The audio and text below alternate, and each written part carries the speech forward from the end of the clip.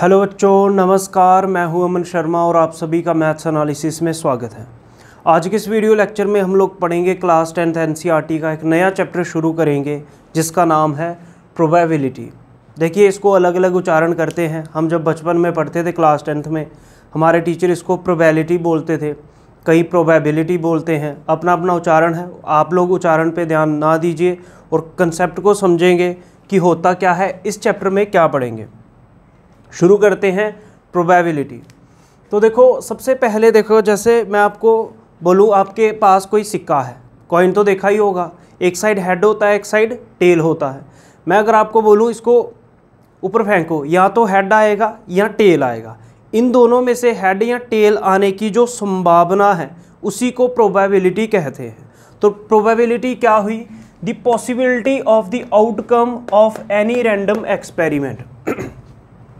किसी भी random experiment की जो पॉसिबिलिटी है ना, जो संभावना है आने की, उसको हम प्रोबेबिलिटी कहते हैं। मतलब हैपनिंग बाय चांस, चांस से जो चीज़ हो सकती है उसको हम प्रोबेबिलिटी कहेंगे। बोलो, बात समझ में आई?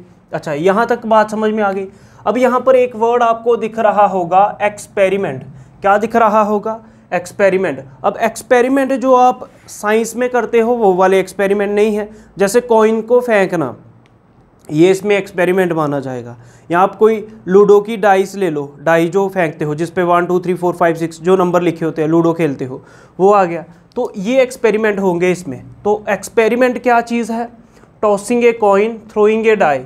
जो आप लूडो वाली डाई फेंकते हो लूडो खेलने में, सांप सीढ़ी वाला जो खेल है, कॉइन को टॉस करना या डाइस को फेंकना, ये एक्सपेरिमेंट है इसमें। अब रैंडम एक्सपेरिमेंट क्या चीज़ है? देखो बच्चों, रैंडम एक्सपेरिमेंट का क्या मतलब? एक ऐसा एक्सपेरिमेंट जिसमें आपको पता है कि आउटकम तो यही आएगा, लेकिन आप रिजल्ट जो है पहले बता नहीं सकते कि यही आएगा। आपको समझ में नहीं आई होगी बात कि हमने क्या बोला। देखो, जैसे मैं बोलूँ आपको कि कॉइन को फेंको, आपको कॉइन को उछालोगे एयर में, हवा में, तो गिर के क्या आएगा? आपको इतना पता है, या तो हेड आएगा या तो टेल आएगा। लेकिन आप ये नहीं बता सकते कि डेफिनेटली हेड ही आएगा या पक्का टेल आएगा। आपको ये तो पता है कि दोनों में से कुछ आएगा, या हेड या टेल, लेकिन आप ये नहीं बता सकते कि इन दोनों में से आएगा क्या। इसी को रैंडम एक्सपेरिमेंट कहते हैं, जिसका आपको रिजल्ट एडवांस में नहीं बता सकते। आउटकम्स आपको पता होंगी कि हेड या टेल में से कुछ एक चीज़ आएगी, लेकिन आप रिजल्ट नहीं बता सकते कि यही आएगा। समझ में आ रही बात? तो उसको बोलते हैं रैंडम एक्सपेरिमेंट। क्या है? It has more than one possible outcome. एक से ज़्यादा पॉसिबल आउटकम होगी। जैसे कॉइन को फेंक रहे हो, या तो हेड आएगा या टेल आएगा, सिर्फ एक चीज़ नहीं आएगी, दोनों में से कुछ भी आ सकता है। ठीक है।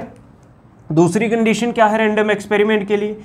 It is not possible to predict the outcome in advance. आप पहले ही रिजल्ट नहीं बता सकते कि यही आएगा जी, हेड ही आएगा, मैं पहले नहीं बता सकता।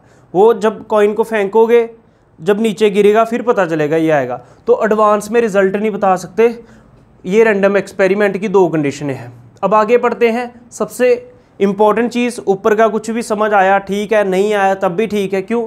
क्योंकि सैम्पल स्पेस जो है, यहीं से अब चैप्टर शुरू होने जा रहा है। तो ध्यान से देखिए। अब सैम्पल स्पेस क्या है? मान लो आपके पास एक कॉइन है। क्या है? कॉइन है। तो कॉइन को जब उछालोगे हवा में, या तो आपका हेड आएगा या टेल आएगा, इन दोनों में से कुछ आएगा। अब कुछ ये कहेंगे कि सर सिक्का ऐसा सीधा खड़ा हो गया, ठीक है, सीधा ही ऐसे रह गया, तो वो होता ही नहीं। समझ रहे हो? तो वो काल्पनिक चीज़ें नहीं लेनी। समझ रहे हो? कॉइन में या तो हेड आएगा या तो टेल आएगा, दोनों में से कुछ आएगा।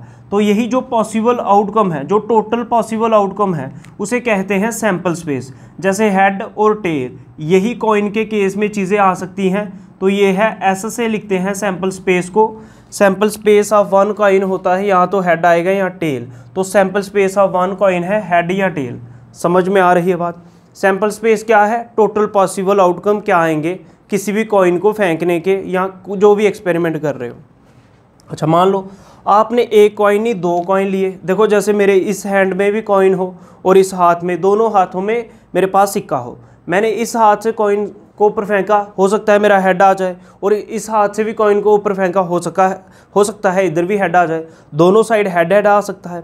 ये हम किसकी बात कर रहे हैं? दो कॉइन की। तो देखो, इधर मैं लिख देता हूँ, 1 मिनट पहले आप समझते जाओ, फिर आगे बात करेंगे। देखो क्या कर रहे हैं, सैंपल स्पेस किसका, वन कॉइन का, एक कॉइन का सैंपल स्पेस क्या आएगा, ऐसे लिखेंगे हेड या टेल, इन्हीं दोनों में से कुछ आएगा, तो ये टोटल पॉसिबल आउटकम है एक कॉइन की। ऐसे ही अब निकाल रहे हैं sample space of two coins, अगर दो कॉइन्स को फेंका जाए तो फिर सैंपल स्पेस क्या आएगा। देखो जब आप दो कॉइन्स को फेंकोगे फिर आपका सैंपल स्पेस क्या आएगा, ये हमें कैसे पता चलेगा, पहले हमें कंडीशन चेक करनी पड़ेगी टू कॉइन्स के केस में। तो देखो क्या होगा, मान लो आपने कॉइन को फेंका, हो सकता है दोनों हेड आ जाएं, बच्चों पता चल रहा है। देखो सैंपल स्पेस में क्या है, पॉसिबिलिटी क्या क्या है, दोनों हेड आ सकते हैं, ठीक है, दोनों तरफ हेड आ सकता है, हो सकता है दोनों साइड टेल आ जाए, समझ रहे हो, या कोई दो फ्रेंड फेंक रहे हैं कॉइन्स को, जैसे ए का नाम है ए, दूसरे का नाम है बी, ए ने सिक्का फेंका इसका हेड आया, बी ने सिक्का फेंका इसका भी हेड आया, ए ने फिर सिक्का फेंका ए का हेड आया, बी का टेल आया, ऐसा भी हो सकता है। हो सकता है ए का टेल आया, बी का हेड आ गया, हो सकता है ए का भी टेल आया और बी का भी टेल आया, समझ रहे हो, ये पॉसिबिलिटी है जब दो फ्रेंड्स दो कॉइन्स को फेंकेंगे। ये जो टोटल पॉसिबल आउटकम है इसी को बोलते हैं sample space of two coins. यहाँ तो दोनों हेड आ सकते हैं या दोनों टेल आ सकते हैं, या पहले फ्रेंड का हेड दूसरे का टेल, या पहले का टेल दूसरे का हेड। तो यही जो चार पॉसिबल आउटकम्स हैं, जो चार पॉसिबल रिजल्ट आ सकते हैं, ये सैंपल स्पेस है टू कॉइन्स का। बोलो sample space of two coins समझ में आया, समझ रहे हो। तो देखो मेरे को कैसे पता चलेगा कि कितने आउटकम्स आएंगे। अब देखो ये जो सैंपल स्पेस के अंदर ये जो आ रहे हैं इनको बोलते हैं एलिमेंट्स। क्या बोलते हैं, एलिमेंट्स। जैसे देखो एक कॉइन का सैंपल स्पेस था हेड या टेल, तो ये हेड क्या है, इसको हम एलिमेंट बोलेंगे, समझ रहे हो। हेड और टेल क्या है, इस सैंपल स्पेस के एलिमेंट्स हैं। क्या हैं, एलिमेंट्स। तो हमें कैसे पता चलेगा कितने एलिमेंट्स या कितने नंबर ऑफ सैंपल स्पेस के अंदर नंबर ऑफ एलिमेंट्स कितने आएंगे। तो देखो इसका फार्मूला होता है, तो कॉइन के केस में क्या पॉसिबिलिटी है, हेड या टेल, दो ही चीज़ें आ सकती हैं, या तो हेड या टेल। तो ध्यान से देखिए, तो देखो अगर आपको फाइंड करना है नंबर ऑफ एलिमेंट्स, क्या फाइंड करना है, नंबर ऑफ एलिमेंट्स, ठीक है, किस केस में, इन केस ऑफ कॉइन, ठीक है। नंबर ऑफ एलिमेंट्स कितने आएंगे कॉइन के केस में, ठीक है, सैंपल स्पेस में, ठीक है। Number of elements in case of coin in sample space, ठीक है, किसके अंदर, सैंपल स्पेस के अंदर। तो देखो इसका फार्मूला होता है 2 की पावर n। क्या फार्मूला होता है, 2 की पावर n। देखो अगर n का मतलब कितने कॉइन्स को फेंक रहे हो, ठीक है, इसका मतलब कॉइन्स, कितने कॉइन्स को फेंक रहे हो। अगर आपने एक कॉइन फेंका तो 2 की पावर 1 कर दोगे, तो 2 आपके एलिमेंट्स आएंगे सैंपल स्पेस में, जैसे हेड और टेल। तो देखो दो एलिमेंट्स आ रहे थे। तो दूसरे केस में आपने कितने कॉइन्स को फेंका, 2 को। फार्मूला क्या है, 2 की पावर n, 2 की पावर n, 2 की पावर n की जगह 2 लिखोगे, 2 2 जा कितना, 4, समझ रहे हो। तो मतलब जब आप दो कॉइन्स को फेंकोगे उस केस में आपके 4 एलिमेंट्स आएंगे। तो देखो जब 2 कॉइन्स को फेंका तो देखो 4 एलिमेंट्स, ये हेड और हेड, इसको एक एलिमेंट बोलेंगे, 1 2 3 4, समझ रहे हो। तो ये 4 एलिमेंट्स आएंगे जब दो कॉइन्स को फेंकोगे। ऐसे ही बच्चों अगर आप क्या करोगे, अगर आप 3 कॉइन्स को फेंकोगे तो फिर क्या होगा। देखो सैंपल स्पेस जिस बच्चे को समझ में आ गया, यहाँ से सीधा सीधा एक क्वेश्चन वो पूछ लेता है कि सैंपल स्पेस बना के बताओ। तो अब हम सीखेंगे सैंपल स्पेस ऑफ 3 कॉइन्स। तो देखो अगर आप 3 कॉइन्स को, अब हम सीख रहे हैं सैंपल स्पेस ऑफ 3 कॉइन्स, ये ज़्यादा इंपॉर्टेंट है। अगर 3 सिक्कों को हवा में उछाला जाए तो कितने सैंपल स्पेस के अंदर कितने एलिमेंट्स आएंगे। फार्मूला वही 2 की पावर n, n मतलब कितने कॉइन फेंक रहे हो, 3। तो 2 की पावर 3 कितना होता है, 8, 2 2 जा 4, 4 2 जा 8, 2 को 3 बार मल्टीप्लाई करना है। तो अब जो आपके सैंपल स्पेस के अंदर एलिमेंट्स आने वाले हैं वो 8 आएंगे। तो लेकिन 3 के केस को लिखना मुश्किल हो जाएगा। जैसे मैंने फेंका कॉइन, मेरा हेड आया, मेरा एक और फ्रेंड है उसने फेंका, उसका भी हेड आ गया। तीसरा एक और हमारा कोई दोस्त है वो भी बोलता हमें भी खेलना है, उसने भी कॉइन को उछाला, तीनों का हेड आ गया। हो सकता है तीनों का टेल आ जाए, हो सकता है मेरा हेड उन दोनों का टेल आ जाए, समझ रहे हो। ये पॉसिबिलिटी है। तो ये पॉसिबिलिटी है, मतलब 8 तरह के सैंपल स्पेस आ सकते हैं। अब मैं लिखूं कैसे 3 के केस में? तो इसके लिए मेरे पास क्या मेथड है, आपको 8 सैम्पल स्पेस मिलेंगे, नहीं 8 एलिमेंट्स मिलेंगे सैम्पल स्पेस के अंदर। 8 का हाफ कर लो, 8 का हाफ कितना होता है, 8 का आधा कर लो, कितना होता है 4। तो आपको क्या करना है, 4 बार हेड लिखना है, 3 4, 4 बार हेड लिखना है, समझ रहे हो, और 4 बार टेल लिखना है। 4 बार क्या लिखना है, टेल, 2 3 4। समझ में आ रही बात? 8 है तो 4 बार हेड लिखो, 4 बार टेल लिखो। फिर 4 का आधा कितना होता है 2, तो 2 बार हेड लिखो, 2 बार टेल लिखो, 2 बार हेड लिखो बच्चों, 2 बार टेल लिखो। फिर 2 का आधा कितना होता है 1, 1 बार हेड लिखो, 1 बार टेल, 1 बार हेड, 1 बार टेल, 1 बार हेड, 1 बार टेल, 1 बार हेड, 1 बार टेल। समझ रहे हो? तो ये आपके सैंपल स्पेस होंगे कब, जब आप 3 कॉइन्स को हवा में फेंकोगे। तो देखो क्या हो सकता है, मेरा भी हेड आया, मेरे फ्रेंड का भी हेड आया, उसका भी एक फ्रेंड था, तीनों का हेड आ गया, या मेरा हेड, मेरे फ्रेंड का हेड, उसके फ्रेंड का टेल आ गया। तो ये जो 8 पॉसिबिलिटी हैं सैंपल स्पेस की, यही टोटल पॉसिबल आउटकम्स हैं जो आ सकते हैं 3 कॉइन के केस में। लेकिन आपको ऐसे लिखना नहीं है, ये हमने आपको समझाया रफली कि बनाना कैसे है। तो अब देखो, आपको जब 3 कॉइन्स का सैंपल स्पेस बोले, तो ये सैंपल स्पेस 2 लिख रहा हूँ, इधर 3 लिख रहा हूँ कि 3 कॉइन्स का। तो देखो क्या करोगे, आपको क्या लिखना है, जैसे इधर लिखा है नहीं हेड हेड हेड, तो ये एक एलिमेंट होता है, कॉमा करके दूसरा लिखो, दूसरा क्या है, हेड हेड टेल, ये वाला हेड हेड टेल। फिर क्या है, हेड टेल हेड, क्या है, हेड टेल हेड, कॉमा, फिर क्या है, head tail tail, head tail tail, comma करके एंड सो ऑन कर रहा हूँ, ये सारे लिख देने हैं आपको। तो लास्ट में आ जाएगा टेल टेल और टेल। तो इस तरह से आपको सारे लिख देने हैं, आप लिख सकते हो। तो ये था सैंपल स्पेस ऑफ 3 कॉइन्स, आपको समझ में आया होगा।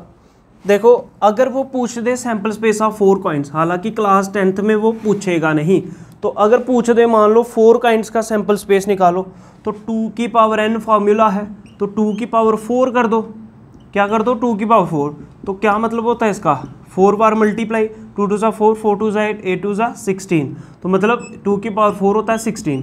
अब आपके कितने एलिमेंट्स आएंगे सैंपल स्पेस के अंदर, 16 16। तो 16 का हाफ करो, 8 बार हेड लिखो, 8 बार टेल, 8 का हाफ करो, 4 बार हेड 4 बार टेल, हाफ हाफ करते जाओ, तो आपका 4 वाला सैंपल स्पेस भी बन जाएगा कॉइन के केस में। समझ में आ रही है बात? तो ये हो गया। तो देखो ये था sample space of coin. 1 coin का भी बता दिया, 2 कॉइन्स का, 3 कॉइन्स का, 4 कॉइन्स का भी बता दिया। इससे ऊपर क्लास 10th के अंदर वो नहीं जाएगा। समझ में आ रही है बात? अब देखो ये 2 वाला जो था, इधर भी वही बनना था। देखो जैसे इसमें क्या फार्मूला है, 2 के केस में 2 4 का आधा कितना होता है 2, तो 2 बार हेड लिखो, ठीक है, 2 बार हेड लिखो, 2 बार टेल लिखो, 2 का आधा कितना, 1 बार हेड 1 बार टेल, 1 बार हेड 1 बार टेल, तो ये बनेगा 2 के केस में। तो देखो ये क्या है, जरूरी नहीं है, ये सैंपल स्पेस हमें बताता है पॉसिबिलिटी क्या क्या है, पॉसिबल आउटकम्स क्या क्या आ सकते हैं, ये हमें सैंपल स्पेस ये बताता है। बोलो चल गया पता सैंपल स्पेस क्या होता है? सैंपल स्पेस क्या होता है? टोटल पॉसिबल आउटकम्स जो होंगी किसी भी एक्सपेरिमेंट की। अब ये सैंपल पॉइंट्स क्या हैं? सैंपल पॉइंट्स भी यही हैं, ये जो सैंपल स्पेस के अंदर ये आ रहे हैं, ये एक सैंपल पॉइंट है, ये दूसरा, तीसरा, चौथा, ऐसे ये सैंपल पॉइंट्स हैं सारे। समझ रहे हो? तो ये हमने सैंपल स्पेस ऑफ 3 कॉइन्स समझ लिया। अब आ जाते हैं डाइस के केस में। डाइस पता है नहीं, डाई लूडो खेलते हो नहीं जिससे, तो देखो आपके सिलेबस में 3 ही चीज़ें हैं, वैसे भी प्रोबेबिलिटी में 3 ही चीज़ें होती हैं, प्रोबेबिलिटी में 3 ही चीज़ें होती हैं। एक तो कॉइन के हमने तीनों केसेस चारों बता दिए, 1 कॉइन, 2 कॉइन्स, 3 कॉइन्स, 4 कॉइन्स, इससे ऊपर नहीं जा सकता। वो जाएगा तो 2 की पावर 5 कर लो, हाफ हाफ करते जाओ, बन जाएगा। अब दूसरी चीज़ पे आते हैं, डाई के ऊपर। लूडो खेला हुआ है नहीं? हाँ, बस उसी में आपने देखा होगा कुछ ऐसे क्यूब की तरह होती है कुछ, समझ रहे हो, जिसके ऊपर एक साइड कहीं पे 1 लिखा होगा, कहीं पे 2 लिखा होगा, कहीं पे 3, कहीं पे 4, कहीं 5, कहीं 6, 7 नहीं लिखा होता, यही 6 नंबर होते हैं उसके ऊपर। लूडो वाली डाइस खेलते हो नहीं, ऐसे फेंकते हो, 1 आएगा, 2 आएगा, 3, 4, 5, 6, यही आ सकता है। तो वो पूछेगा, ऐसे पूछेगा, सैंपल स्पेस ऑफ 1 डाई, एक डाई का सैंपल स्पेस क्या बनेगा? तो सैंपल स्पेस को ऐसे से लिखोगे। बताओ क्या क्या आ सकता है डाइस के केस में, या तो 1 आएगा या 2 या 3 या 4 या 5 या 6। क्या इसके अलावा किसी बच्चे का कुछ और आ सकता है या और कुछ आता है? नहीं आता। समझ रहे हो, यही आता है। तो ये हो जाएगा sample space in case of क्या, 1 डाइस। जब एक ही डाइस है हमारे पास, देखो मैं फेंकूंगा, या तो 1 आएगा या 2 3, मतलब ये बता रहा है इनमें से कुछ आएगा। ये नहीं बता रहा कि यही आएंगे, सारे 6 के 6 एक साथ थोड़ी आ जाएंगे, इनमें से कुछ एक नंबर आएगा। अच्छा, तो इसका फार्मूला क्या है? नंबर ऑफ एलिमेंट्स निकालने का, नंबर ऑफ एलिमेंट्स निकालने का इसका क्या फार्मूला है? इसका फार्मूला है 6 की पावर n। तो 6, इसके केस में कितनी डाइस है? n का मतलब कितनी नंबर ऑफ डाइस आप यूज़ कर रहे हो, एक ही यूज़ कर रहे हो। तो 6 की पावर 1 6, तो देख लो 6 ही आपके एलिमेंट्स आए हैं, या इनको सैम्पल पॉइंट्स बोल लो। समझ में आ रही है बात? मान लो उसने बोला नहीं जी 2 डाइस लेनी है, मान लो ऐसी आपने एक डाइस नहीं ली, 2 डाइस ले ली, एक रेड ले ली एक ब्लैक ले ली, तो 2 डाइस है, मैं रेड से फेंक रहा हूँ, मेरा फ्रेंड जो है वो ब्लैक डाइस को यूज़ कर रहा है, समझ रहे हो, ब्लैक डाई को यूज़ कर रहा है। तो अब 2 के केस में कैसे बनेगा, ध्यान से देखना, ये ज़्यादा इंपॉर्टेंट है। तो अब यही पढ़ रहे हैं sample space of 2 dice in case of 2 dice. तो देखो पहले तो हमें पता होना चाहिए नंबर ऑफ एलिमेंट्स कितने आएंगे। एलिमेंट्स का फार्मूला है क्या, 6 की पावर n। तो n मतलब कितनी डाइस फेंक रहे हो, 2 फेंक रहे हो, तो 6 को 6 से मल्टीप्लाई करो, कितना होता है 36। तो इस केस में कितने बनेंगे, 36 केसेस बनेंगे। ये ज़्यादा इंपॉर्टेंट है बच्चों, इसको समझ लेना।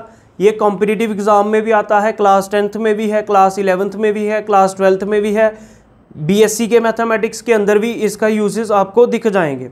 वहाँ पे हम nth टर्म के लिए यूज़ करते हैं। तो आइए 36 कैसे बनेंगे समझते हैं डाइस के केस में। ध्यान से सुनते जाइए। जिसने ये बेसिक अच्छे से बच्चों पढ़ लिया उसको क्या होगा, एक्सरसाइज में कहीं परेशानी नहीं आएगी, एक एक क्वेश्चन आप खुद कर लोगे, लेकिन यहाँ पे ध्यान से सुनते जाइए। तो देखो जैसे ये डाइस 1 है, मान लो इधर मैं D1 लिख रहा हूँ, मतलब डाइस 1, और इधर लिख रहा हूँ D2। तो डाइस 1 में क्या क्या नंबर आ सकते हैं, या तो 1 आ सकता है, या 2 या 3 या 4 या 5 या 6। क्या इसके अलावा कुछ आ सकता है? किसी ने 7 वाली डाइस से तो नहीं खेला घर में कभी, 6 से ऊपर जाते नहीं उसमें नंबर, तो यही आ सकता है। अब जो डाइस 2 है उसमें भी नंबर 1 2 3 4 5 6 यही आ सकते हैं बच्चों। तो सैम्पल स्पेस क्या हो सकता है, मैंने डाइस को फेंका, रोल किया, मेरा 1 आया, मेरे फ्रेंड का भी 1 आया, हम दोनों का 1 1 आ सकता है।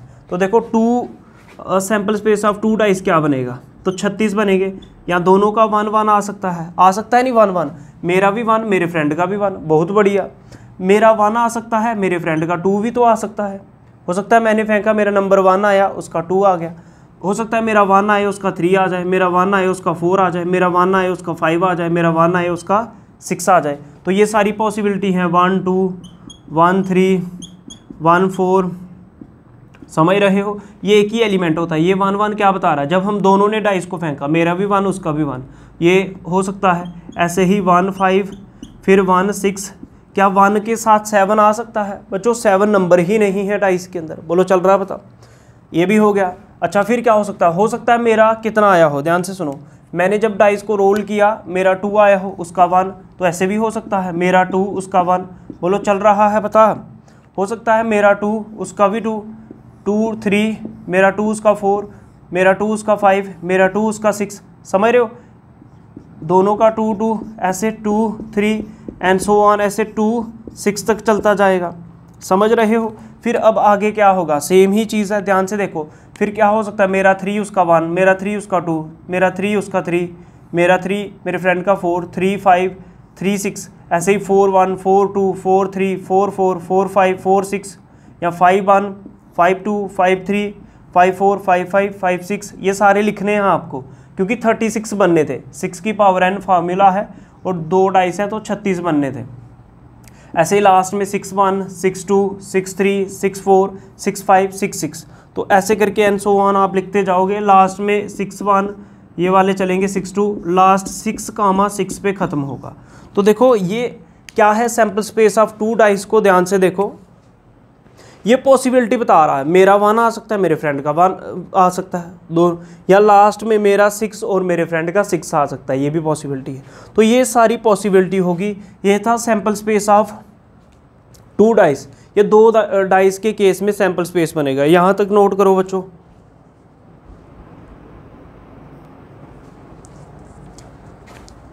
बच्चों अब डेक को समझेंगे। ताश जो होती है वो भी यूज़ होगी प्रोबेबिलिटी के क्वेश्चंस में। ताश के पत्तों का भी काम है। तो देखिए ताश खेलना नहीं सिखाएंगे आपको, सिर्फ हमें समझना है कि कार्ड्स कैसे होते हैं उसके अंदर, सिर्फ इतना समझना। तो प्रोबेबिलिटी कार्ड्स की निकालने के लिए हमें कुछ याद होना चाहिए। तो सबसे पहले टोटल कार्ड्स कितने होते हैं ये आपको बच्चों याद रखना है। 52 कार्ड्स होते हैं, समझ रहे हो। तो देखो 26 कार्ड ब्लैक होते हैं, समझ रहे हो, ठीक है। 26 कार्ड्स कौन से होते हैं? ब्लैक, मतलब 26 ब्लैक कार्ड्स होते हैं, समझ रहे हो। 26 क्या होते हैं? ब्लैक। और ऐसे ही 26 कार्ड्स जो हैं वो क्या होते हैं? रेड। क्या यहाँ तक समझ में आया? ये क्लासिफिकेशन आपको समझनी पड़ेगी बच्चों, नहीं तो क्वेश्चन नहीं सॉल्व कर पाओगे, समझ रहे हो, ध्यान दीजिए। तो 52 कार्ड्स थे, 26 ब्लैक होंगे और 26 रेड होंगे। यहाँ तक समझ में आया। अब ये जो ब्लैक है ये भी फर्दर आगे डिवाइड है। कैसे?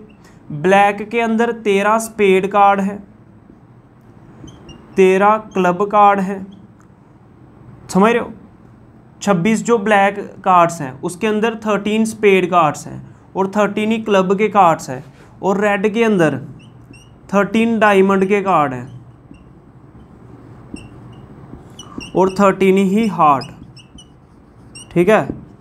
तो इतना ही हमें आइडिया रखना है। हमें कोई ताश खेलना सीखना नहीं है, वो बुरी चीज़ है, उसको नहीं सीखना चाहिए, अच्छी चीज़ों को ही सीखना चाहिए। लेकिन हमें क्वेश्चंस को सॉल्व करने के लिए इसकी इन्फॉर्मेशन हमें चाहिए, इसलिए हमें थोड़ा पढ़ना पड़ेगा इसको। तो 52 कार्ड्स टोटल थे, 26 ब्लैक होंगे, 26 रेड होंगे। 26 के आगे 13 स्पेड हैं, 13 क्लब हैं, 13 डायमंड है, 13 हार्ट है। तो ये 13 के होंगे। तो देखो जब वो प्रोबेबिलिटी निकालने के लिए बोलेगा बताओ find the probability of red card, तो आपको रेड कार्ड याद होने चाहिए 26 थे, समझ रहे हो, पहले ये याद होना चाहिए। पूछेगा प्रोबेबिलिटी ऑफ स्पेड कार्ड, तो स्पेड कितने थे? 13, तो आपको ये नंबर याद रखना है। अब देखो इन सभी के अंदर आगे सेम चीज़ है, तो मैं एक ही के अंदर जो चीज़ बताऊंगा वही क्लब के अंदर है, वही डायमंड के अंदर है, वही हार्ट के अंदर है, ठीक है। तो इसके अंदर स्पेड वाले के अंदर बता रहा हूँ, एक एस कार्ड होता है, ठीक है, ठीक है। 2 to 10, 2 से लेके 10 तक नंबरिंग कार्ड्स होते हैं। कौन से कार्ड्स? नंबरिंग, मतलब क्या? जिसके ऊपर नंबर्स बने होते हैं। 2 से लेके 10 तक, 2 से लेके 10 तक नंबरिंग कार्ड्स होते हैं, ठीक है। अच्छा आगे बढ़ते हैं।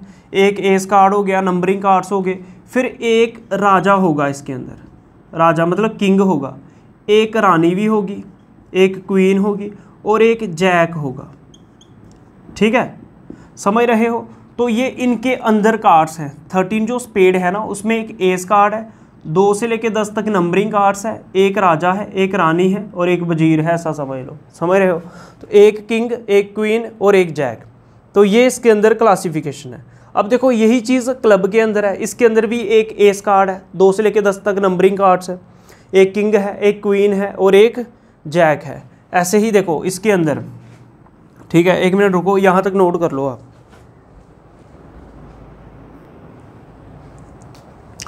आगे बढ़ते हैं बच्चों। तो देखो ऐसे ही क्लब के अंदर एक एस कार्ड होगा, 2 से लेके 10 तक नंबरिंग कार्ड होंगे, एक किंग होगा, एक क्वीन होगी और एक जैक होगा। ऐसे ही डायमंड के अंदर एक एस कार्ड होगा, 2 से लेके 10 तक नंबरिंग कार्ड, एक किंग, एक क्वीन, एक जैक। ऐसे ही हार्ट के अंदर एक एस कार्ड, 2 से लेके 10 तक नंबरिंग कार्ड, एक किंग, एक क्वीन और एक जैक। तो ये आपके पास पूरी ताश का लेखा जोखा है, समझ रहे हो। डेक जो है, डेक बोलेंगे इसको। तो ये आपको याद रखना है, क्वेश्चन करने में मदद आएगी। अब ध्यान से देखो, वो पूछेगा बताओ पूरी ताश के अंदर, पूरी डेक के अंदर एस कार्ड्स कितने हैं। तो देखो एस कार्ड इसके अंदर एक है, एक इसके अंदर है, एक इसके अंदर है, एक इसके अंदर है। तो एस कार्ड्स कितने होंगे? नंबर ऑफ एस कार्ड्स, तो ये कितने हैं? 4। पूरी ताश के अंदर, पूरी डेक के अंदर कितने हैं? 4 हैं। अगर वो पूछे ब्लैक कलर के एस कार्ड कितने हैं, वो 1 और 1 2। अगर वो पूछे रेड कलर के एस कार्ड कितने हैं, ये भी 2, समझ। अगर वो पूछे स्पेड के एस कार्ड कितने हैं, वो एक ही है, क्लब के कितने हैं, एक ही, समझ रहे हो, ये खुद समझना पड़ेगा। अगर वो पूछे टोटल किंग कितने हैं डेक के अंदर, तो किंग्स कितने हैं टोटल किंग्स कितने हैं, तो वो 4 हैं। ऐसे ही पूछे टोटल रानियाँ कितनी हैं क्वींस, वो भी 4 हैं। एक रानी इसके अंदर होगी, एक इसके अंदर, एक इसके अंदर, एक इसके अंदर, और एक जैक कितने हैं, सभी के अंदर एक एक जैक है, तो जैक कार्ड कितने होंगे टोटल, ठीक है, टोटल जैक कार्ड भी 4 होंगे। बोलो यहाँ तक पता चला। ये अच्छे से समझ लेना, ये मैं बोल रहा हूँ आगे बहुत काम आएगी, कॉम्पिटिटिव एग्जाम में भी काम आएगी, एक ही बार अच्छे से समझ लो। यहाँ तक समझ में आई, ठीक है। ये हमने सारा लिख दिया, इस कार्ड इतने, किंग शिंग सारा कुछ लिख दिया। अच्छा, अब इसमें एक चीज़ और बची, वो पूछता है फेस कार्ड कितने हैं। फेस मतलब जिनके ऊपर चेहरा बना हुआ है, किसी का चेहरा। अब देखो राजा रानी जैक, ये जो राजा रानी वजीर, कुछ चेहरा ऐसे नज़र आ रहा है दिमाग में, है ना, राजा रानी वजीर, तो ये फेस कार्ड होते हैं। तो 4 किंग हैं, 4 ही क्वीन है, और 4 ही क्या हैं जैक, तो टोटल कितने हो गए, किंग इसके ऊपर फेस है, क्वीन के ऊपर फेस है, और जैक के ऊपर फेस है। 4 + 4 8 + 4 कितना 12, तो फेस कार्ड होते हैं 12। बोलो यहाँ तक पता चला, ठीक है। तो ये फेस कार्ड हो गए। ये जितना भी ताश के अंदर ज़रूरी इन्फॉर्मेशन था वो हमने बता दिया। बाकी कुछ चीज़ें क्वेश्चंस के हिसाब से यूज़ होंगी, वो हम वहाँ पे बता देंगे। आप यहाँ तक नोट करो, आपको इतना तो एटलीस्ट याद रखना है, बाकी क्वेश्चंस में हम संभाल लेंगे, ठीक है। इतना नोट कीजिए आप। अब आगे समझते हैं बच्चों। देखो क्या है, यहाँ तक अब हमने टॉपिक कंप्लीट कर लिया कि सैम्पल स्पेस क्या होता है। जो इम्पोर्टेंट सैम्पल स्पेस थे वो सारे हमने बता दिए। सैम्पल स्पेस समझ में आने के बाद आपको ये भी पता होना चाहिए कि प्रोबेबिलिटी निकालेंगे कैसे। अब हम प्रोबेबिलिटी को फाइंड करने का फार्मूला देखते हैं। तो देखो, प्रोबेबिलिटी अगर निकालनी है आपको, प्रोबेबिलिटी निकालनी है, प्रोबेबिलिटी निकालनी है, इसका फार्मूला होता है number of favourable outcomes upon total number of outcomes. क्या मतलब हुआ इसका भी समझाते हैं, पहले आप फार्मूला देख लो। प्रोबेबिलिटी को फाइंड करने का ये एक फार्मूला है। क्या मतलब हुआ इसका, किसी की भी अगर आपको प्रोबेबिलिटी फाइंड करनी हो, ऊपर लिखना है नंबर ऑफ फेवरेबल आउटकम्स। ये क्या मतलब हुआ, आउटकम्स होंगी जो रिजल्ट आते हैं वो उसको बोलते हैं आउटकम्स, ठीक है। जैसे कॉइन्स को फेंका, हेड या टेल, ये आउटकम्स है। फेवरेबल का मतलब जो आपको पूछ रहा है कि हेड की निकालनी है या टेल की निकाल, जो वो पूछेगा उसको बोलेंगे फेवरेबल आउटकम्स। और टोटल नंबर ऑफ आउटकम्स का मतलब कि टोटल कितनी पॉसिबिलिटी थी, समझ रहे हो। तो मतलब जो टोटल होगा ना, टोटल वो हमेशा नीचे लिखना है, और जो वो पूछ रहा है वो ऊपर लिखना है। अभी क्वेश्चन भी समझाएंगे, देखो कैसे। मान लो उसने बोला एक कॉइन का केस है, तो सैम्पल स्पेस ऑफ 1 कॉइन क्या होता है, या तो हेड आएगा या टेल आएगा। तो ये 1 कॉइन का केस है, ठीक है, 1 कॉइन का केस है। तो इसमें पहले, सबसे पहले जब भी बोले कि प्रोबेबिलिटी निकालनी है, प्रोबेबिलिटी फाइंड करनी है, तो सबसे पहला काम होता है सैम्पल स्पेस बना लो। तो एक कॉइन के केस में या तो हेड आएगा या टेल आएगा। अब वो बोल रहा है फाइंड, मान लो उसने ऐसे लिखा, find the probability of head, कि हेड कितनी बार आएगा। तो देखो हमें प्रोबेबिलिटी किसकी निकालनी है, हेड की। इस ऐसे लिखते हैं प्रोबेबिलिटी ऑफ हेड। तो ये देखो इनमें से किसकी प्रोबेबिलिटी पूछ रहा है, हेड की पूछ रहा है। नंबर ऑफ फेवरेबल केस हो गया हेड, तो हेड देखो इधर कितनी बार हेड आ रहा है, इस सेट के अंदर सैम्पल स्पेस के अंदर हेड कितनी बार आ रहा है, एक ही बार आ रहा है। तो हेड की जगह हेड कितनी बार आ रहा है, एक ही बार आ रहा है, इसकी जगह 1 आ जाएगा। Upon total number of outcomes, लेकिन टोटल रिजल्ट कितने थे, टोटल रिजल्ट थे 2, 1 और 1 कितना 2 रिजल्ट थे। तो जो टोटल होगा वो नीचे लिखेंगे। तो प्रोबेबिलिटी हेड आने की है 1/2। बोलो यहाँ तक पता चला, समझ रहे हो, ठीक है, समझ रहे हो। जैसे मान लो डाइस का केस ले लेते हैं, डाइस का सैम्पल स्पेस क्या है, तो डाइस के केस में क्या आएगा, या तो 1 या 2 3 4 5 6।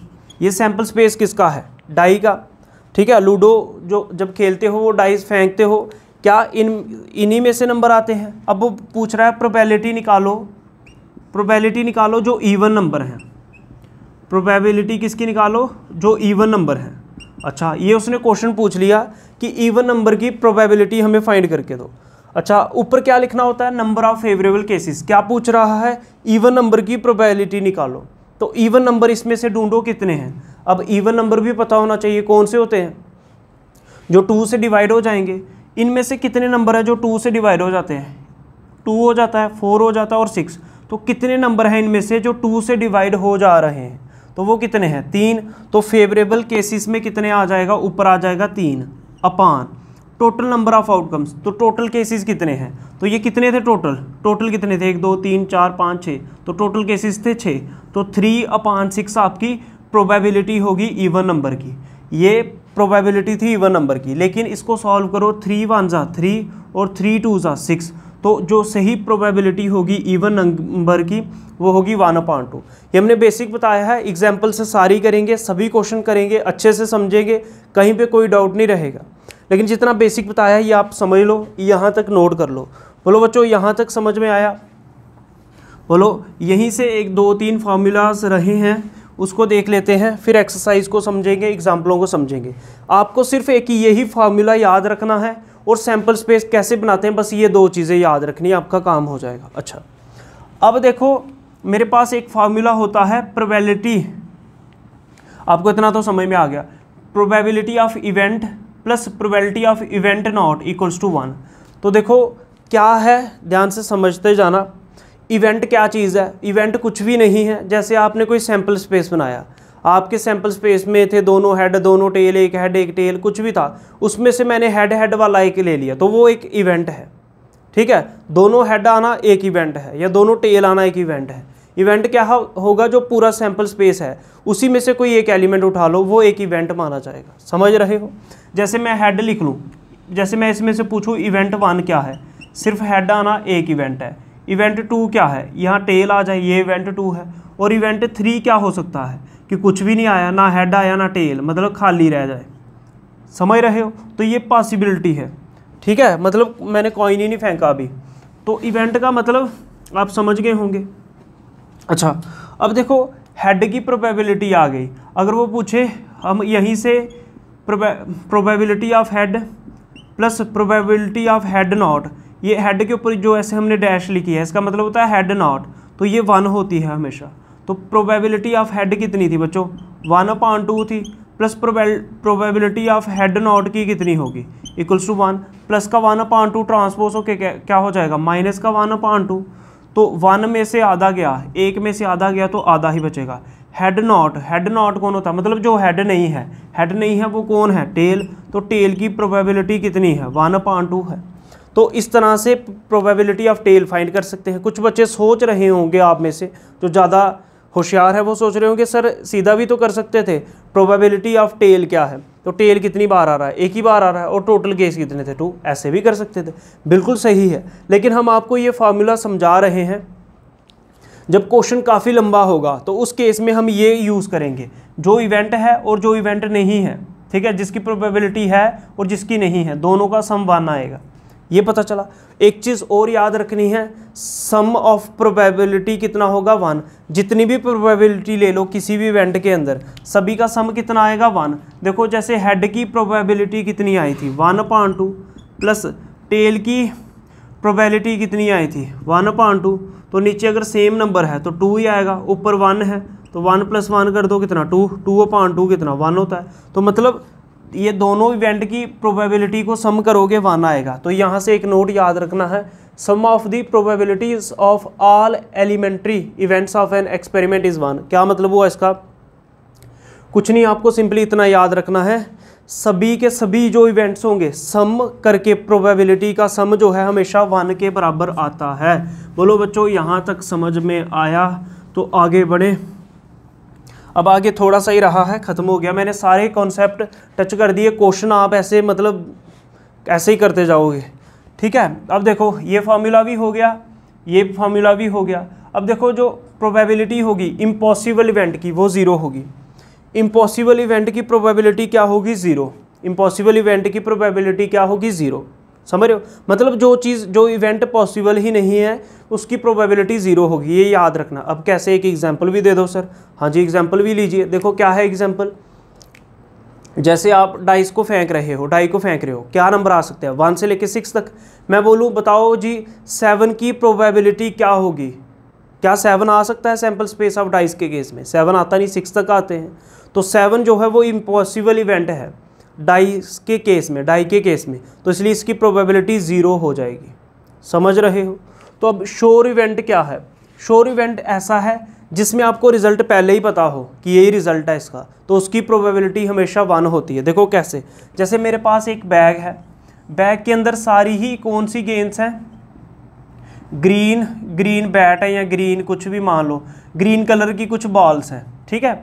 अब मैं बोलूँ बताओ कि इसमें से, मैं आंखें बंद करके, मेरे को पता है इसके अंदर ग्रीन कलर्स की गेंस है, मैं बोल रहा हूँ मैंने आंखें बंद करके इसके अंदर से एक गेंद निकाली, तो बताओ कौन सा कलर होगा? भाई ग्रीन ही होगा, क्योंकि उसके अंदर है ही ग्रीन कलर की बॉल्स हैं। समझ रहे हो? तो इसको बोलते हैं श्योर इवेंट। श्योर इवेंट की प्रोबेबिलिटी होती है 1।